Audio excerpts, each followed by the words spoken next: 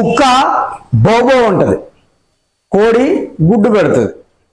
ఇవెంత కామనో ఈ దేశంలో దళితులు, గిరిజనులు, వెనుకబడిన కులాల ప్రజల మీద దాడులు జరుగుతాయి, రేపులు జరుగుతాయి. ఇది అంతే కామన్.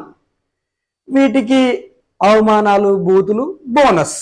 సరదాకి ఎవరినైనా కొట్టాలనిపించింది అనుకో, ఏముంది, ఓ నలుగురిని దళితుల్ని పట్టుకొచ్చి కట్టేసి కొట్టేయడమే.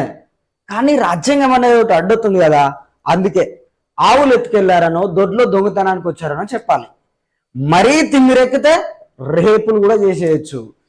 ఏముంది, 10 రూపాయలకు పనిచేసే అమ్మాయి 2 రూపాయలు ఎక్కువ అడిగిందని రేపు చేయొచ్చు. ఒకవేళ ఆ టైంలో అమ్మాయి కనుక అరవడమో గొడవ చేయడమో లాంటివి చేస్తే మర్డర్ బోనస్. మరి ఇంత జరుగుతుంది, ప్రభుత్వాలు ఏం చేస్తున్నాయి? ఏం చేస్తాయి?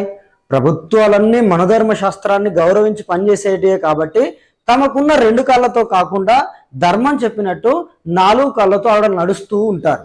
ప్రభుత్వాన్ని కూడా అలాగే నడిపిస్తూ ఉంటారు. ధర్మం ప్రకారం కింది కులాల ప్రజల ప్రాణాలు ప్రాణాలు కావు, మానాలు మానాలు కావు, ఆస్తులు ఆస్తులు కావు. పట్టింపు ఏముంది?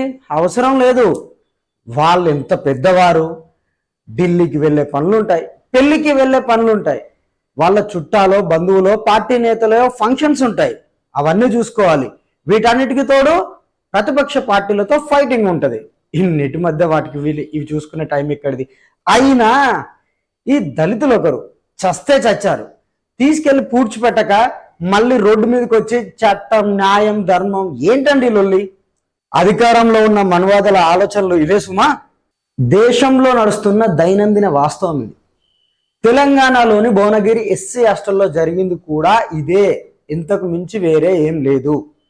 2 అమ్మాయిలు చనిపోయారు అనుమానాస్పద స్థితిలో. వార్డెన్తో గొడవన, తోటి విద్యార్థులతో తగువ, అది కాదు పంచాయతీ. చనిపోయారు. చాలా అనుమానాలు ఉన్నాయి, చాలా ప్రశ్నలు ఉన్నాయి. కానీ ఈ చావుల పైన ఎవరికి ఎలాంటి పట్టింపు లేదు, ముఖ్యంగా ప్రభుత్వంలో ఉన్న వాళ్ళకి. దిశ, నిర్భయ లాంటి ఘటనలు మనం చూసే ఉంటాం. దేశం, రాష్ట్రం మొత్తం అట్టుడికిపోయింది. మరి వాళ్ళంటే బ్రాహ్మిన్స్, రెడ్డిస్, వీళ్ళు కాదు కదా, దళిత బిడ్డలు కదా. అందుకే కదా, ఇదే కదా వాస్తవం. ముఖ్యమంత్రి గారు 2 రోజులకు ఒకసారి ఢిల్లీకి పోతాడు. అక్కడెక్కడో ఉన్న ఢిల్లీకి. తెలంగాణలో ఏ మూలన వాళ్ళ పార్టీ వాళ్ళ పెళ్లిళ్ళు జరిగినా, దావతులు జరిగినా పోతాడు.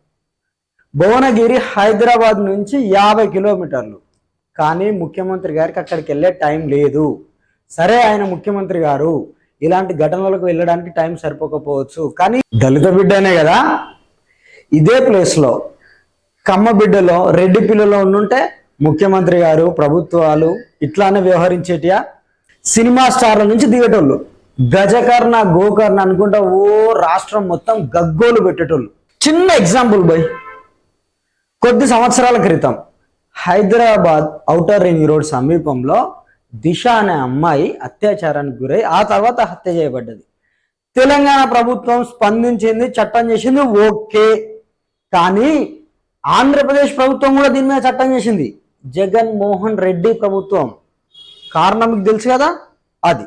సరే బై, భువనగిరి హాస్టల్లో చనిపోయిన భవ్య, వైష్ణవి, అవి హత్యలా, ఆత్మహత్యలా, ప్రేరేపిత హత్యలా ఈ పక్కకు పెడితే, వాళ్ళ చావుల మీద చట్టాలు చేసి పక్కకు పెడితే, కనీసం ఈ కేసులో వాళ్ళ మరణానికి లేదా హత్యకు కారణమైన వారికి శిక్షలు పడతాయా? ఇలాంటి ఘటనలు మళ్ళీ మళ్ళీ జరగకుండా ప్రభుత్వం ఏ చర్యలైనా తీసుకోగలదా? ప్రజలలో దీనిపైన కనీసం అవేర్నెస్ కల్పిస్తుందా?